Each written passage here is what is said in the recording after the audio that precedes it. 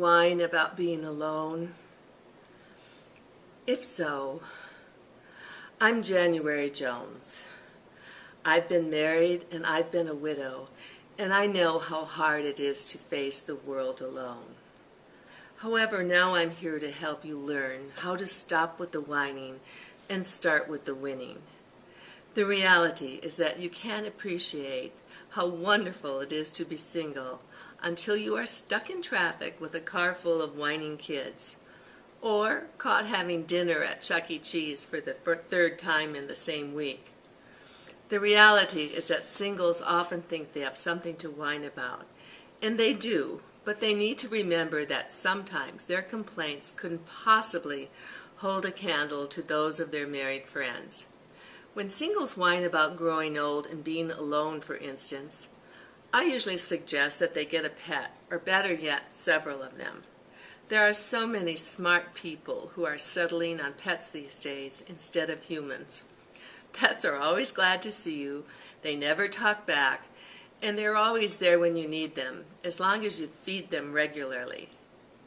The uncoupling of our most advanced societies is a phenomenon that is escalating as more and more young people discover they'd rather keep the joys and freedoms of the single life than tie themselves down. If you are part of this movement, you'd better be prepared to deal with disapproval, the kind that will come from all of your family, your friends, and probably your mother.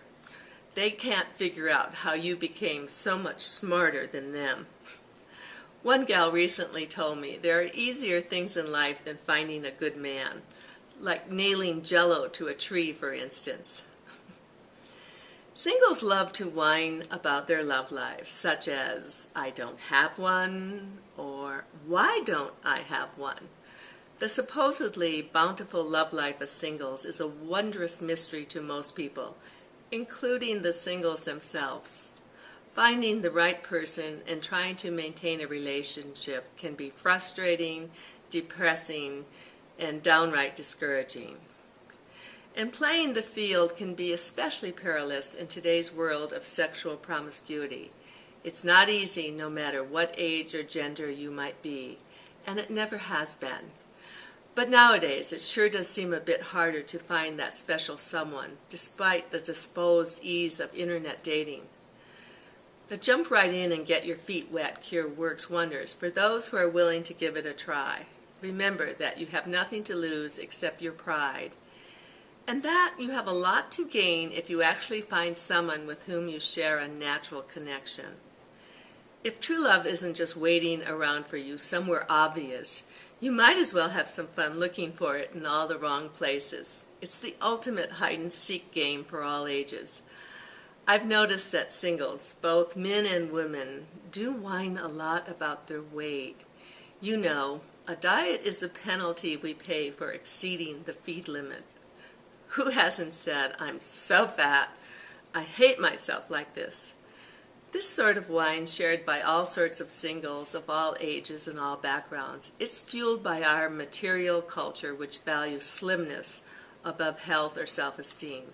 Designers and advertisers use stick-thin models to sell clothes, making anyone else who attempts to wear them feel like a fat slob. Historically, it has been women who whine most about weight, but men are joining the choir of voices who constantly sing a song of unattainable thinness. In this world so bent on physical perfection at all costs, mirrors can be anyone's enemy. Who hasn't said, "I can't lose weight"? Or, "Tell me quick, how did you do it?" The best cure is to find the right diet for you when trying to lose weight.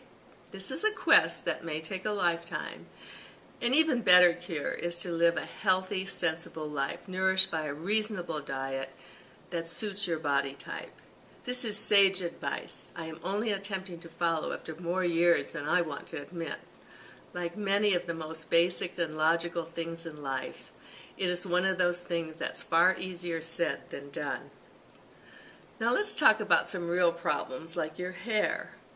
You know, life is an endless struggle, full of frustrations and challenges, but eventually you'll find the hairstylist you like.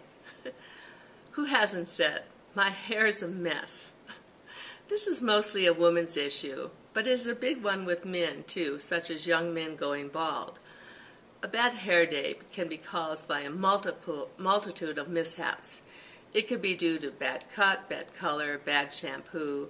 Bad hair can mean bad frizz, bad straight, bad curly, bad thin, bad thick, bad weather, or bad whatever. For men, a bad hair day is usually connected to a rough night in the sack. Men tend to wake up with some of the most ridiculous hairdos imaginable.